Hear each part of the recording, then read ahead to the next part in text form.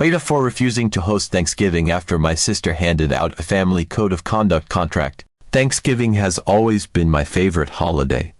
For as long as I can remember, it's been a day of warmth, good food, and the kind of familial chaos that's somehow both maddening and comforting.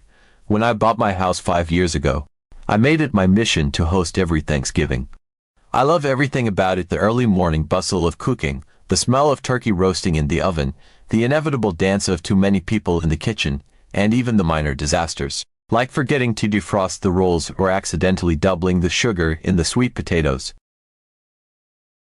The tradition has grown over the years. My parents, siblings, cousins, and their families all gather under my roof, and it's become something of a highlight in our family calendar. It's chaotic, yes, but it's my kind of chaos. There's always a lot of talking, people talking over each other, kids squealing as they chase each other through the house, someone inevitably laughing too loud in the kitchen. It's not perfect, but it feels like home. This year, though, things took a turn I never saw coming. My younger sister, Emily, who's 29, has always been a bit of a perfectionist. From as far back as I can remember, Emily has had a knack for structure and control that could put a military commander to shame. Growing up, she was the kid who'd rewrite her school notes 3 times to get them just right and organize her closet by color, season, and type of fabric. Family vacations with her were something else entirely. She didn't just pack her suitcase, she made checklists for everyone else's.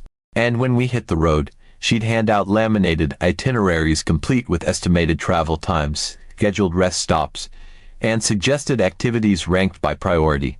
I remember once laughing when she made us all vote on which beach umbrella to rent because she had ranked them based on proximity to the snack bar and potential for afternoon shade. It was just Emily being Emily, over the top, a little exhausting, but undeniably efficient. As we've gotten older, her need for control has stayed the same, but I've learned to take it in stride. It's her nature, and most of the time, it's harmless. Sure, there were the occasional moments when she'd push her helpfulness a little too far, like the time she insisted on reorganizing my spice cabinet during a dinner party or made me redo my wedding seating chart 3 times because she didn't think the flow worked. But for the most part, I just let it roll off my back. That's Emily. You love her for it, or in some cases, in spite of it. But this time, she took it to a level I didn't think was possible. 2 weeks before Thanksgiving, Emily called me out of the blue. Her tone was warm and casual, almost suspiciously so. "Hey," she started, with the kind of false nonchalance that immediately makes you feel like something's up. "I know hosting Thanksgiving is a ton of work for you. I was thinking maybe I could help bring a little more order to the day this year." I blinked, caught off guard. I mean, hosting Thanksgiving is a lot of work, but I've been doing it for 5 years now, and while it's chaotic, I've never felt like it needed order. Still, Emily offering to help. That was new. I'll admit, for a moment, I was relieved. Thanksgiving with 20 people under one roof is no small feat, and even though I love doing it, any extra set of hands is always welcome. My mind immediately jumped to practical things she could take off my plate. Maybe she wanted to coordinate who would bring which dishes, or maybe she was volunteering to help with cleanup. Those are the kinds of things I'd appreciate. "That sounds great," I told her, grateful for the offer. "I'm all for anything that makes the day run smoother."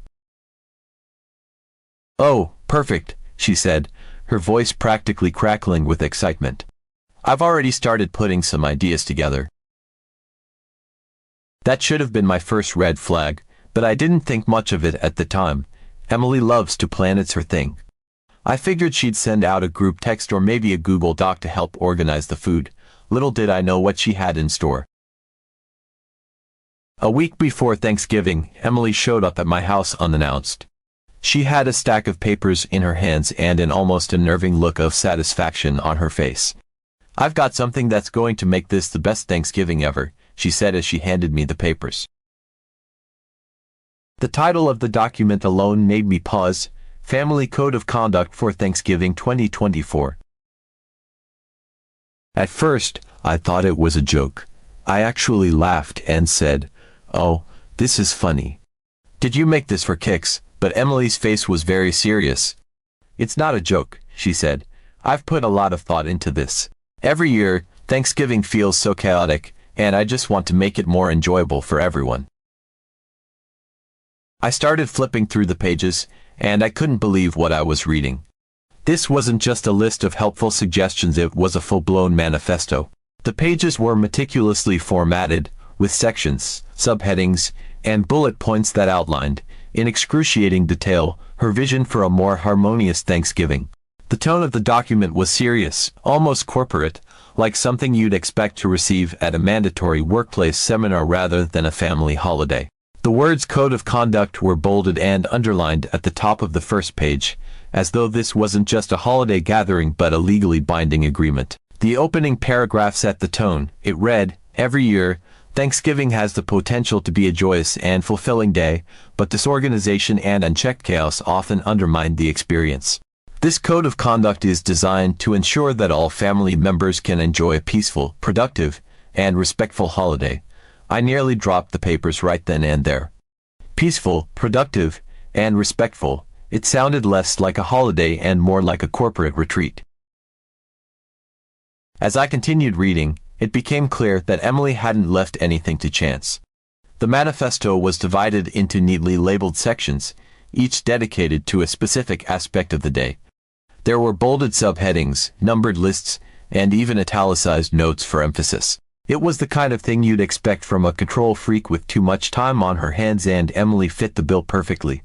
Some of the highlights included a ban on overlapping conversations at the dinner table.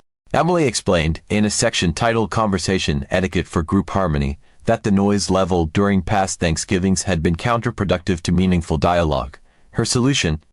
A rule against overlapping conversations. Instead, she proposed that we take turns speaking, like in a respectful debate club.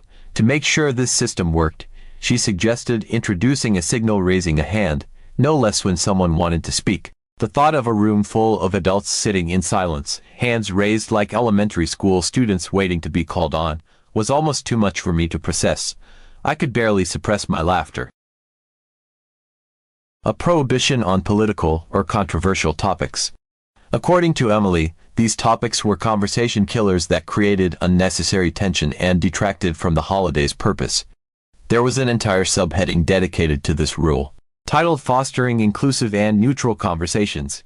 To enforce it, she appointed herself as the final arbiter of what constituted a heated discussion. If a conversation started veering into territory she deemed too divisive, she reserved the right to intervene and shut it down. There was even a bullet point that read, "Should tensions arise, all parties will pause for a moment of reflection before resuming the discussion in a calmer tone." A dress code of smart casual. Emily argued that holiday photos were family heirlooms in the making and that people should put some effort into looking polished. There was a paragraph emphasizing the importance of aesthetic cohesion in family photos, complete with a note that said, "Sweatpants, athletic wear, and graphic t-shirts are not appropriate attire for a family gathering of this significance." She described the dress code as smart casual but left room for interpretation, adding that earth tones and classic patterns were preferable to anything too trendy or bold. Assigned seating.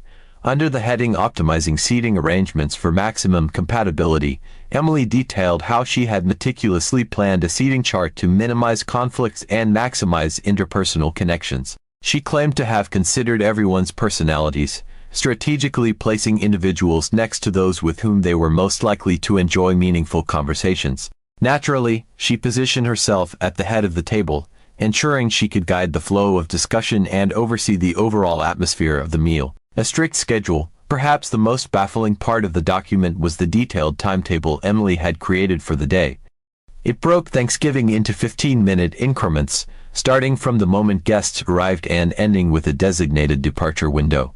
There were scheduled conversation breaks to prevent what she called verbal fatigue, a concept I didn't even know existed. There was a bullet point about allocating exactly 30 minutes for dessert and a reminder that any deviations from the schedule would require prior approval to ensure the day's flow remains intact.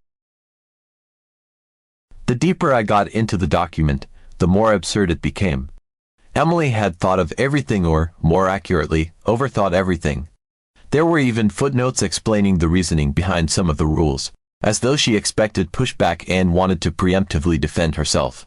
For example, under the dress code section, there was a note that read, "Studies show that dressing appropriately for events can boost confidence and foster a sense of unity among attendees." Under the assigned seating section, she cited research on social dynamics as justification for her carefully curated chart. I couldn't believe what I was reading. This wasn't just a list of ideas to make the day easier. This was a full-blown takeover of Thanksgiving, complete with policies, procedures, and even a vague threat of enforcement.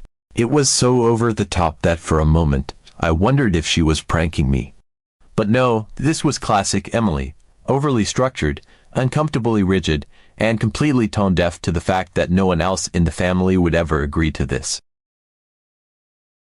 By the time I finished skimming the document, my head was spinning. This wasn't Thanksgiving. This was a dystopian family experiment disguised as a holiday. I was stunned. I didn't know whether to laugh, cry, or call someone for backup. "Emily," I said, trying to keep my voice steady, "this is a lot. Don't you think it'll make things better?" She asked, completely earnest. "Every year, it's so chaotic. This will help everyone enjoy the day more." I tried to reason with her. "Thanksgiving is supposed to be chaotic," I said. "That's part of the charm. It's messy and loud and a little imperfect, but that's what makes it feel real. I don't think anyone wants to follow a code of conduct." She didn't take that well. "You're not taking this seriously," she said, crossing her arms. "I'm just trying to help, and you're being dismissive, because it's ridiculous," I said. "If you want Thanksgiving to be that structured, maybe you should host it yourself." I didn't expect her to take me up on that, but she did. Within hours, she sent out a mass email to the entire family, announcing that she would be hosting Thanksgiving this year instead. She attached the family code of conduct and insisted that everyone read and sign it before attending. She even included a line that said, "Failure to adhere to the code of conduct will result in immediate removal from the premises." The family response was mixed, to say the least. My mom called me and said I should have just gone along with it to keep the peace. My brother, Mike, who has zero tolerance for Emily's antics, declared that he wasn't going anywhere that required a holiday constitution. My dad, ever the diplomat, tried to mediate, but even he couldn't convince Emily to back down. Now, the family is completely divided. Some people are siding with Emily, saying I overreacted and should have let her implement her improvements. Others think Emily has gone off the deep end and are refusing to attend her hyper-regulated Thanksgiving. And me? I'm stuck in the middle, feeling like the bad guy for standing my ground. Should I have just humored her for the day? Should I have let her turn Thanksgiving into a regimented experiment in family dynamics? Or was I right to put my foot down and protect the chaotic, messy, imperfect tradition I hold so dear? One thing's for sure, Thanksgiving will never be the same. Update. After reading the family code of conduct from start to finish and sitting in stunned silence for a solid 10 minutes, I decided I couldn't let this slide. It wasn't just about me. I knew my entire family would lose their minds if they had to deal with Emily's holiday dictatorship. I also knew that this wasn't something I could quietly dismiss or handle one-on-one with her. Emily wasn't going to back down unless she was faced with overwhelming, undeniable proof that her rules were, in fact, ridiculous. If it were just me saying it, she'd write me off as overreacting, but if the entire family spoke up, she'd have no choice but to face reality. That's when I got the idea to bring this up in the family group chat. We've had this group chat for years. It's where we plan birthdays, holidays, and random get-togethers. It's also a place where we've hashed out arguments before, so it felt like the right forum for this. Plus, Emily was in the chat, so there'd be no behind-the-back conversations or accusations of gossiping. Everything would be out in the open. I grabbed my phone, opened the chat, and typed out a message. I decided to keep it direct and to the point, at least to start. I said something like, "Hi everyone, quick question. Does anyone actually agree with Emily's Thanksgiving rules? I just read her code of conduct, and honestly, I'm struggling to understand how this is supposed to make the day better. I'd love to hear everyone's honest opinions." Almost immediately, my phone started buzzing with replies. The first few were cautious, which I expected. Nobody wanted to be the first to outright criticize Emily's plan, especially knowing she was in the chat. My mom was the first to respond, saying something vague about how Emily means well and how we should all try to get along. My cousin Sarah chimed in with a message that was so neutral it was almost comical. I haven't really thought about it. What does everyone else think? It was clear no one wanted to touch this with a 10-foot pole. But I wasn't about to let the conversation fizzle out. I replied quickly, saying, I'm asking because I'm genuinely against these rules. I think they're unnecessary, overcomplicated, and honestly, they take the fun out of Thanksgiving. I'd like everyone to share their honest opinions, even if Emily is in this chat. I think it's important that she sees how we all feel. That's when the floodgates opened. My brother Mike, who has always been the most outspoken member of the family, didn't hold back. He said something along the lines of, I'll go first. This whole code of conduct thing is insane. Thanksgiving isn't a board meeting. We don't need assigned seating or hand-raising at the dinner table. I'm all for keeping the peace, but this is way over the top. Once Mike spoke up, it was like a domino effect. My cousin Rachel, who is usually very diplomatic, said she agreed completely. Thanksgiving is supposed to be relaxed and fun, she wrote. These rules sound stressful and unnecessary. I'd rather have the usual chaos than sit through some overly structured version of the holiday. Even my dad, who rarely gets involved in family disputes, weighed in. He said, I think Emily is trying to help, but this feels like too much. I don't think we need rules to enjoy Thanksgiving. One by one, the messages started rolling in. People were polite, but the sentiment was clear. Nobody supported Emily's rules. My aunt chimed in, saying she didn't see the point of a dress code and thought the assigned seating idea was awkward and forced. My cousin Jake said he couldn't believe we were even having this conversation and that he was firmly on Team Chaos. Even my mom, who had initially been neutral, eventually admitted that she didn't think the rules were necessary but was trying to avoid conflict. The more messages came in, the more validated I felt. For the first time since Emily dropped this bombshell on me, I didn't feel alone. It wasn't just me who thought her plan was absurd, it was everyone. And then Emily joined the chat. Her first message came in hot. She said something like, wow, I see everyone's true colors now. I can't believe how dismissive you're all being. I put a lot of thought into this because I wanted to make Thanksgiving better for everyone, and this is the response I get.